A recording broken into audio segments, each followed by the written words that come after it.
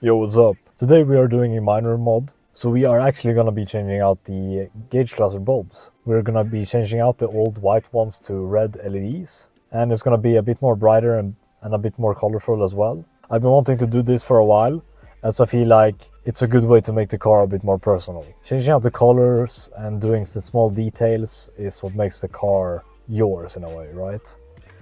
So I got these.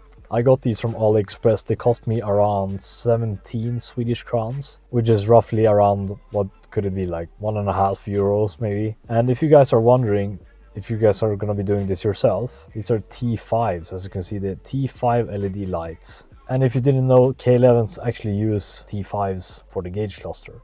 This seems to be something that people have trouble finding out. So I'm just gonna be saying that right off the bat, you know, to make it a bit easier for you guys. So in order to get access to the gauge cluster, we are going to have to removing this bezel around here first. So we are going to be doing that by removing one screw there. It's over here. It's not very easy to see. Then you also have right here, coming out pretty quickly and smoothly. Boom. There we go. Super simple. Look at this. Two screws for this entire thing. Now we have access to the cluster, and as you can see, the entire bezel is gone, and what it is holding in the cluster is actually that screw there.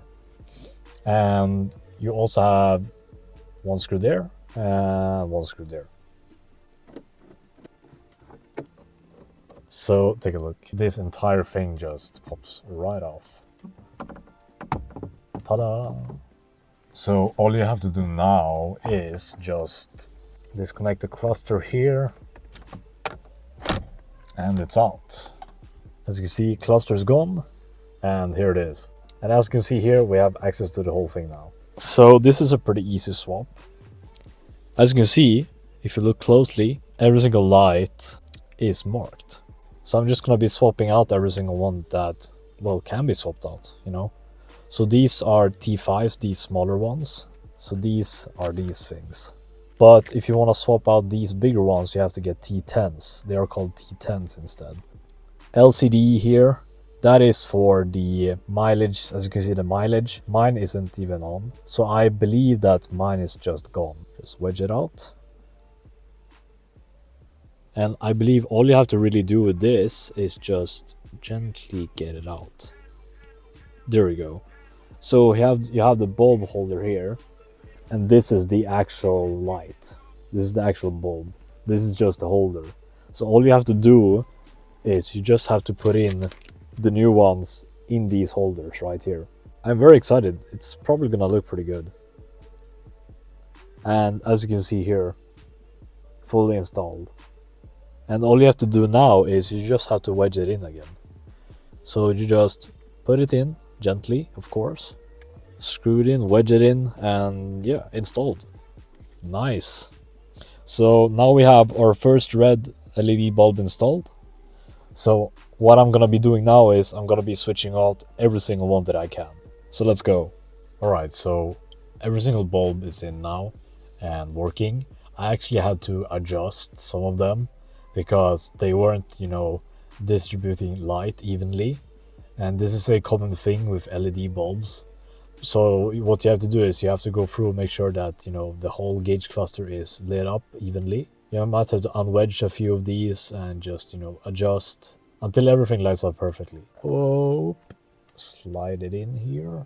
All right, so it's not completely in, but as you can see here, 1, 2, 3, everything is perfectly lit up. This looks a lot better than what I previously had.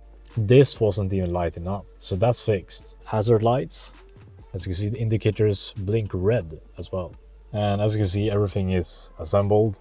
Everything looks great, and then we can just boom. So what I'm going to be doing now that the gauge cluster is done is I'm going to be putting up a before and after comparison, you know, so you guys can see the difference between stock and modified, I guess you could say.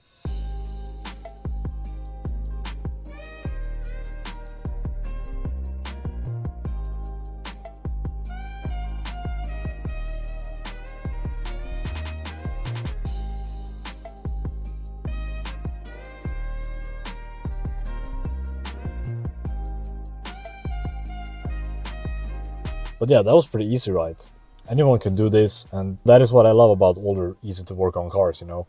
These past few weeks I've been putting out a bit more educational content, and that's actually because of my current financial situation. I don't have a lot of money for big mods, like just big modifications in general, so I'm keeping it, you know, low budget with budget mods like this, for example. As mentioned before, I don't have a lot of money currently. I'm just surviving, you know, just like many of you guys are. So I'm just trying to make the most of it. You know, I want to keep uploading every single week. I want to be consistent, show up every single week. So that is why I've been, you know, starting to do commentary. That's why I've been doing, for example, top 5 things you should do and you should not do to your car. I've done the K11 Micra buying guide, for example. That video has been popping off. That is at over 900 views at the time of recording, I believe. So thank you guys so much for that. In the future, I'm probably gonna get a more extreme car that I'm gonna be using as my project. Then this Micra will probably take over as the daily, as it is currently. So you don't want to do anything drastic to it.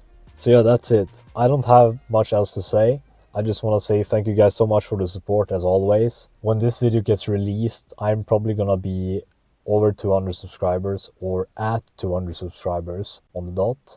So I just want to say thank you guys so much for the support. I appreciate it so much. Some of you guys have started following me on Instagram as well, which I deeply appreciate so much. Thank you guys. I want to get a garage so I can actually work on this thing without freezing to death.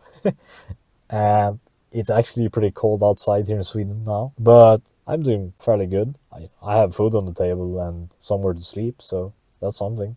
But yeah, thank you guys so much for watching. I hope you guys enjoyed this video. Make sure to look after yourselves, and I'll see you next week. Bye!